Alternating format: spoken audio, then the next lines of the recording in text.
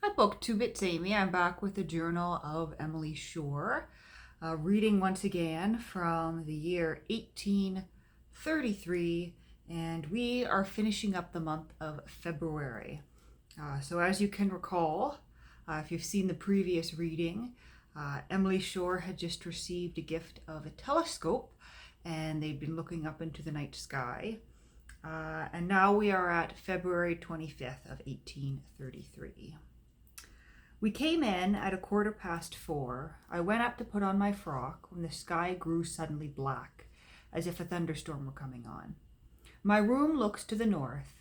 There are several fir trees near it in the garden, and the dark blue-gray sky seen amongst their branches, and which was of a beautifully clear hue, had a most striking appearance.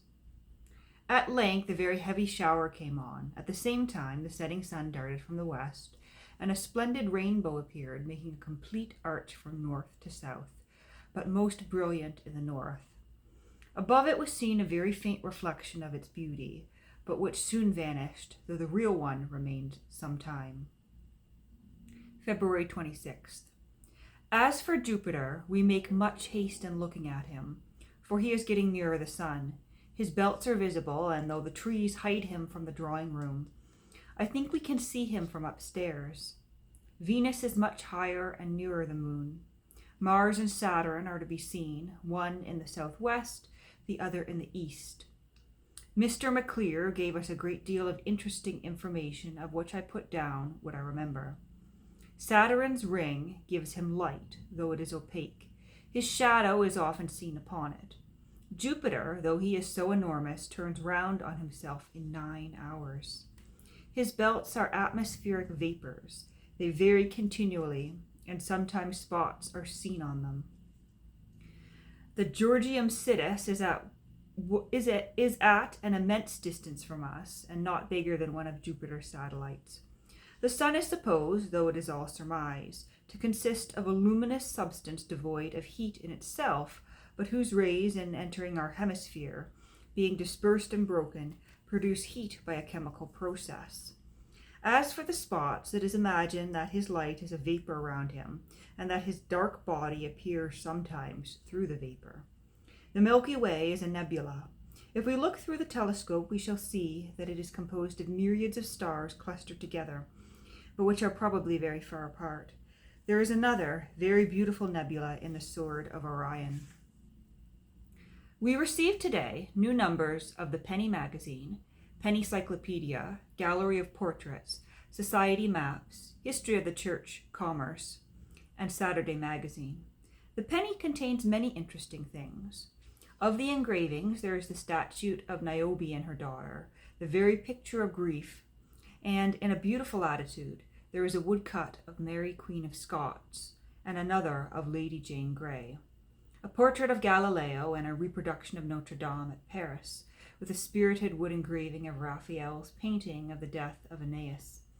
But, above all, it contained a highly interesting and valuable article on the horrible, for it is no less, effect of tight lacing and want of exercise. The whole body is diseased, every function depraved by this fatal practice. Boarding schools are nurseries of illness. Few girls come from them in health. And in one particular, all who had been there for 2 years were more or less crooked. March 6. I forgot to mention an odd thing Arabella and I did this morning. Arabella got out of bed early and woke me. I felt wonderfully tired and sleepy, but got up not very long after. Just as I had done dressing, I heard it strike 4 o'clock. I hastened downstairs and found A in the dark, so I unfastened the shutters of our sitting room. The sun, of course, had not risen, and the moon was shining beautifully in the northwest, and several stars were visible.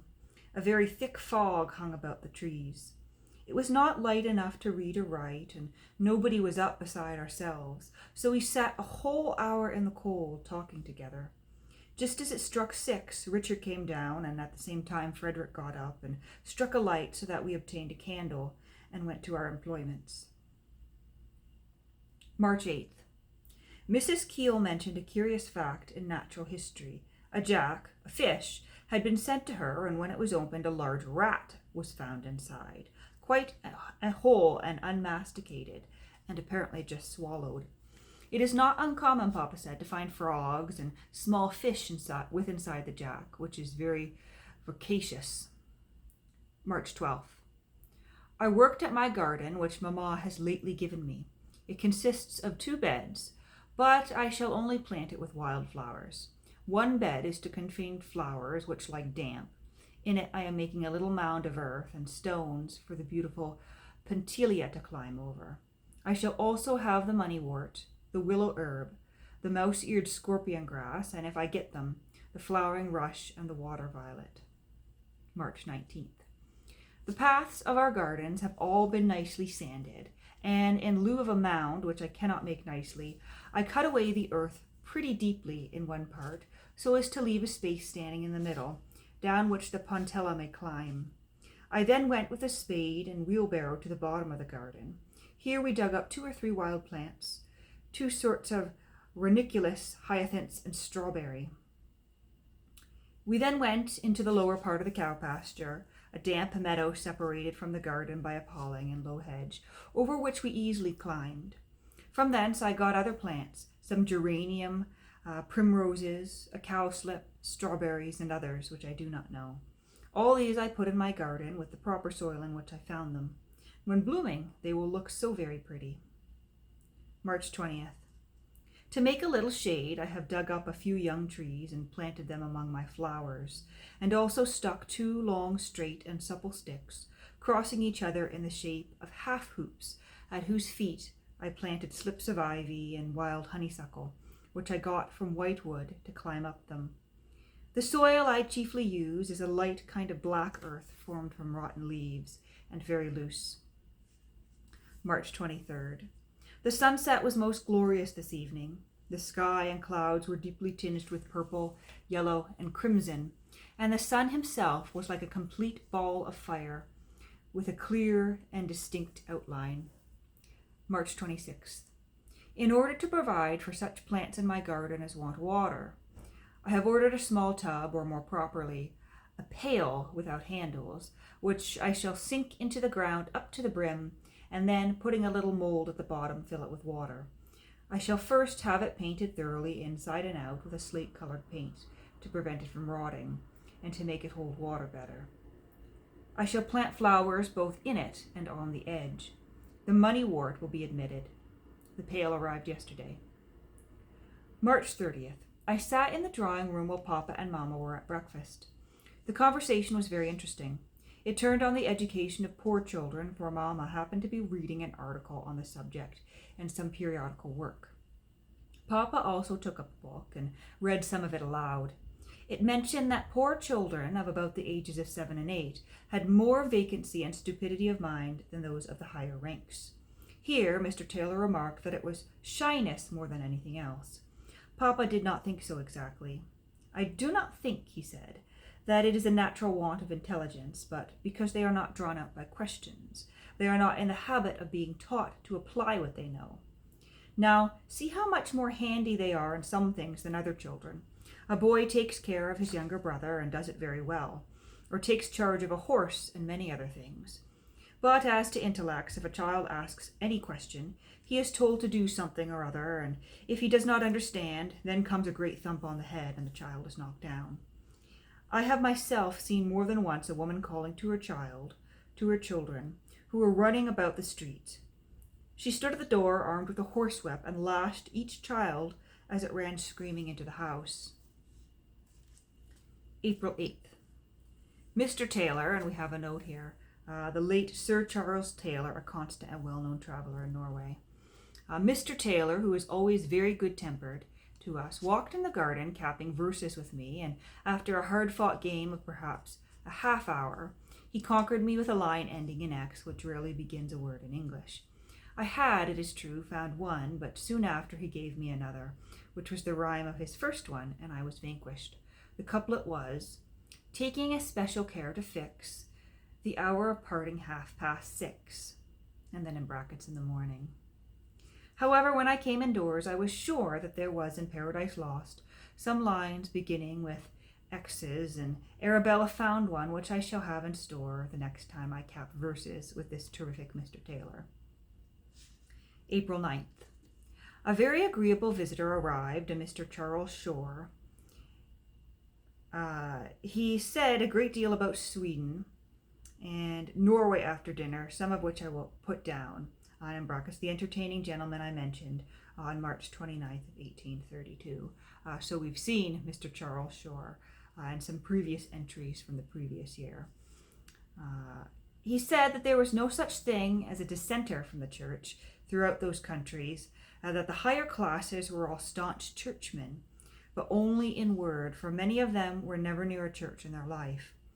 The apathy and indifference, he said, that prevails everywhere appears quite astonishing to the active mind of an Englishman. It is like being in an exhausted receiver. The Jews are very intolerantly treated by the government, for they are totally expelled from Norway and confined to 3 towns in Sweden. Mr. Shore said, when he heard this of Norway, the government of which is a republic, and Mr. Shore is a Tory, he thought it was a fine specimen of the tyranny which is always an accompaniment of a republic. But when he came to Norway, he found that it was a regulation of the absolute Danish monarchy. When the Danes possessed Norway, not of the present government, at Copenhagen, Jews abound to the displeasure of the inhabitants. A gentleman in the town said to him, "Why, this one thing I do know of the Jews, that whenever the town do go back, the Jews they go forward." The Prime Minister of Sweden, he said, is a thoroughly excellent and pious man. His name is Rosenbald, and his brother is a general officer. Tanning is not understood in Sweden. A gentleman of Mr. Shore's acquaintance went over to Sweden to set up trade. He expects it to prove a very profitable business. His sister married a Swedish gentleman. Mr. Shore has traveled also in Denmark, Italy, Germany, Ireland, and Scotland, by having been in which last place he has given us a piece of information. He has always thought that the 3 islands of Gravelock, introduced by Miss Martineau in her stories of political economy, were fictitious. But Mr. Shore says they do exist, and that he has seen them. They are not habitable, the largest just half a mile long and a quarter broad. They are surrounded by a very rough sea, and near them is a magnificent whirlpool as large as the maelstrom at Norway. April 16th. Mamma began last Saturday to read to us The Lord of the Isles by Sir Walter Scott, which Mrs. Keel was so kind as to lend us. She reads it to us in the evening after we have done our Greek and Latin, with Papa, and commonly finishes 1 canto at a time. Now, in describing the toilet of Edith, the heroine of the poem, Scott says, "Young Eva with meet reverence drew on the light foot of the silken shoe."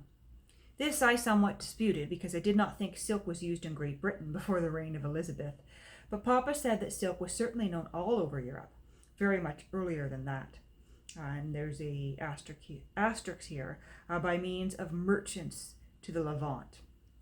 However, as Papa did not remember the date of introduction into England, he gave me leave to look for the article silk in Chambers' Dictionary, a huge folio in 2 volumes. There I found, amidst a great quantity of information, that silk was invented, when I do not know, in the island of Kos, that as early as 555 AD, 2 monks coming from India brought the trade to Constantinople, but that the incredulity of the people in believing that it could be the production of a worm materially hindered its advancement. That, in 1130, Roger King of Sicily set up the silk manufactories at Palermo and some other places, and that in the time of Louis, Louis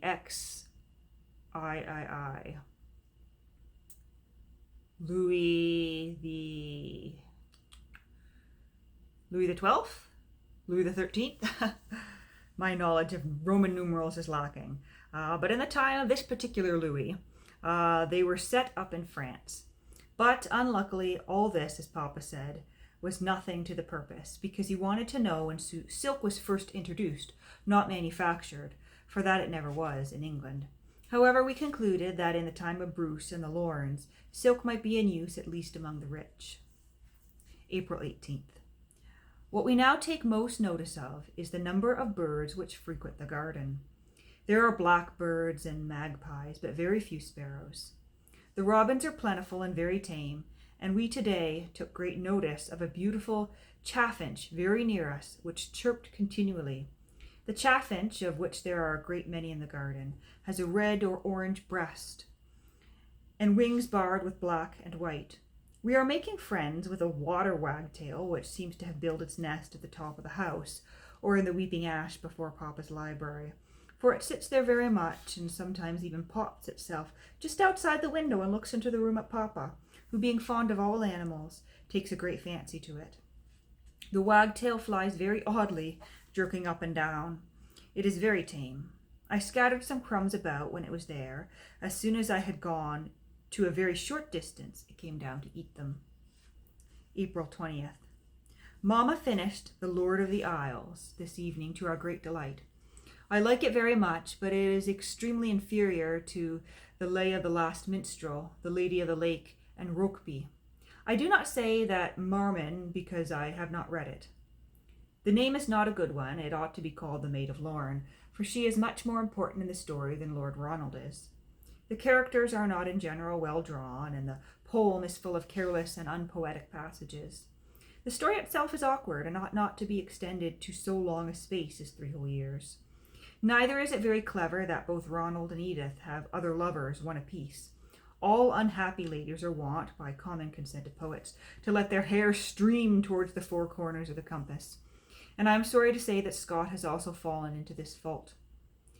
The having 2 ladies in a story is likely to make neither very interesting, and in this respect Isabel and Edith steal from each other. Ronald is by no means well drawn. Bruce is one of the most interesting persons in the whole poem, but his brother is not much so. Cormac Doyle keeps up his character.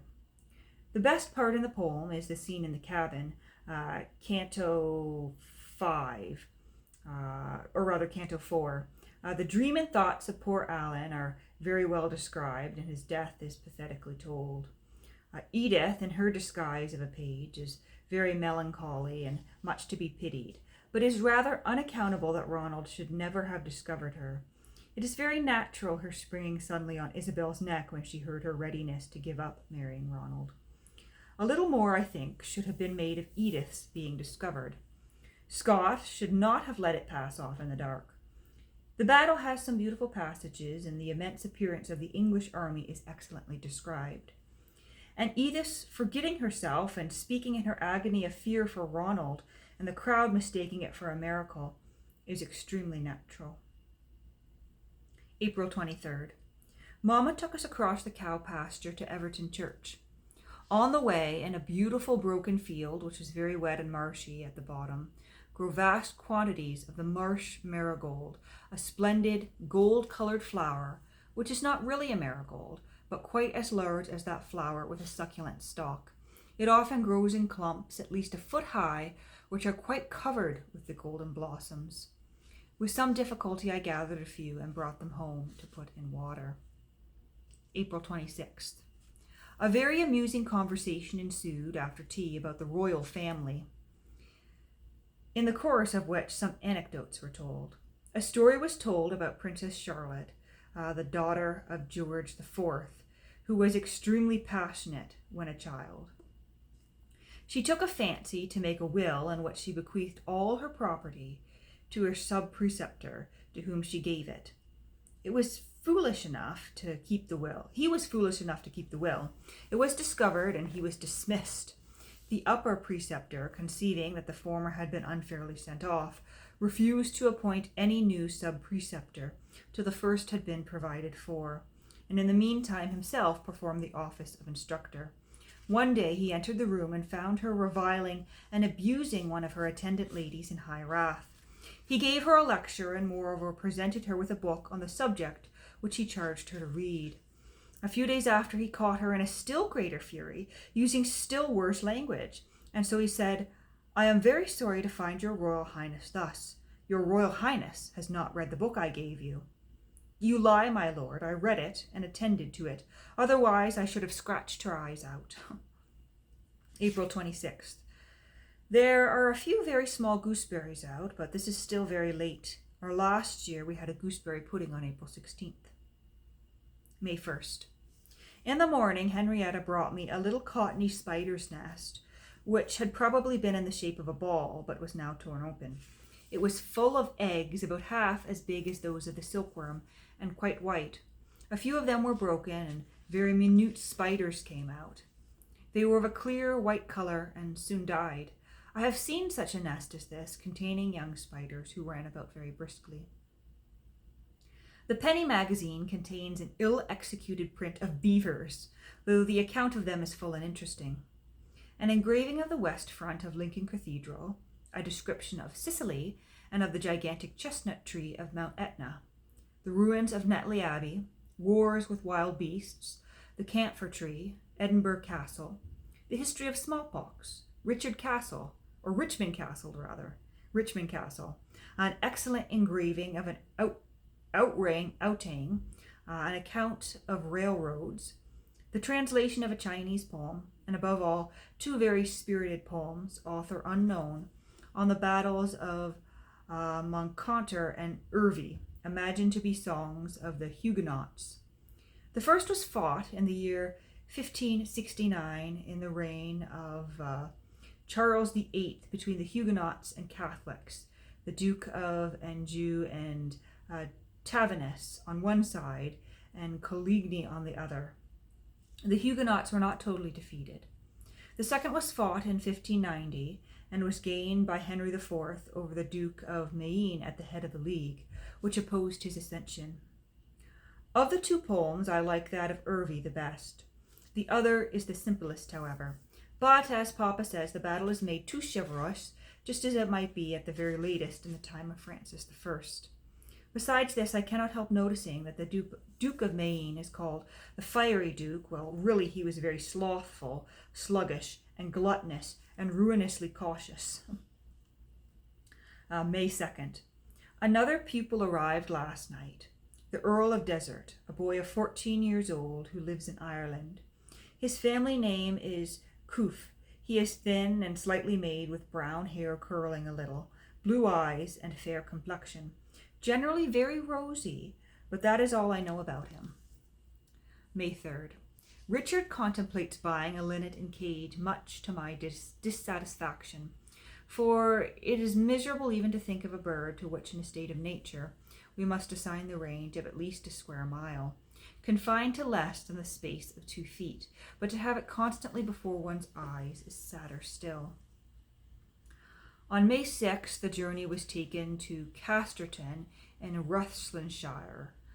Of course, by coach, an account of so old-fashioned a proceeding may amuse. Post-chaise was hired to take us to Tempsford, which is 3 miles off, there to meet with the Regent coach to go to Stamford. We had just come to that place, Tempsford, and were passing a crossroad leading into the high road, when a coach drove past before us. Not doubting but that was the Regent, we urged on the postboy, and he drove on at a furious rate to overtake it. But when we reached it, we found that it went to York and drove deliberately back to Tempsford, which we had left behind. Here we discovered that we had made more haste than good speed, and were 3/4 of an hour too early. The postboy was obliged to wait, lest there should be no places in the coach, and as the Wheatsheaf Inn was a horrid little place, tainted with a vile smell of tobacco, we resolved to walk about the churchyard. The church is in general in the Perpendicular style, but there are 4 small decorated windows in the porches. The churchyard is grown all over with long grass and nettles. There are 5 pretty little calves in it. With one I made friendship and gave him mouthfuls of grass. The others were very timid, except a brown and white one, who ran after us bellowing. The coach at length arrived, and we deemed ourselves very lucky in having the whole inside to ourselves. Extremely clean it was. We were accompanied part of the way by a hat, a dirty greatcoat, 2 umbrellas, and a verbena, whose leaves we rubbed between our fingers and found it very pleasant to smell. I think it was at Hilton that someone tossed into the coach, through the window, a nasty, dirty, coarse cloth, which rolled down my knee and fell on the floor. At the same place we saw a great fat fellow standing all the time we stopped at the inn, first with his mouth idiotically open, and afterwards with his thumb thrust into it, looking all the time a perfect image of stupidity. May 7th. We came to Casterton about 8 o'clock, having travelled from Stamford in Grandpa's carriage, which was sent on purpose to fetch us. I did not sleep last night till after 11 o'clock. However, I got up today at 4:30 and walked about the garden. The river is full of water. The dew is very thick on the grass, and there is a little frost. I took a short walk on the Great Casterton Road, and had the pleasure not only of hearing the nightingale a long time, but also of seeing him all the while only a few yards from me. He is a small bird of a slight shape and a soft brown plumage, with a whitish ash-colored breast and throat. He flitted about from bush to bush, and sometimes hid himself in the hedge. After a long pause, he began again, and with a long, slow note, something like a tweet-tweet. I never saw a nightingale before. This was about 5 o'clock in the morning. His song is extremely rich and varied, but the blackbird's is, in my opinion, much sweeter. There are 2 beautiful swans. One is sitting on 6 eggs in an open nest, which she has made on the other side of the river. Her husband takes care that nobody shall disturb her. He sails majestically up and down the waters watching, and will dart along as quick as lightning if he sees anyone approaching, and he will make a great splashing too. The way to keep him off is to push him gently away with a broom or garden brush. Aunt Jane went into the boat to fill her watering pot, and he immediately attacked her. He bit the brush and tore up the grass in a rage. When he flies at anyone, he will bruise them black and blue. The strokes of his wings are like those of sticks. May 9th, Thursday. After luncheon, Aunt Mary took me across the river in the boat to look for some wildflowers on the other side. She pushed the boat across while I held the broom. The swan was attending on his wife, but he immediately saw or heard us, for he splashed down upon us, spreading his wings terrifically. He was a moment too late, for we had landed when he reached the boat.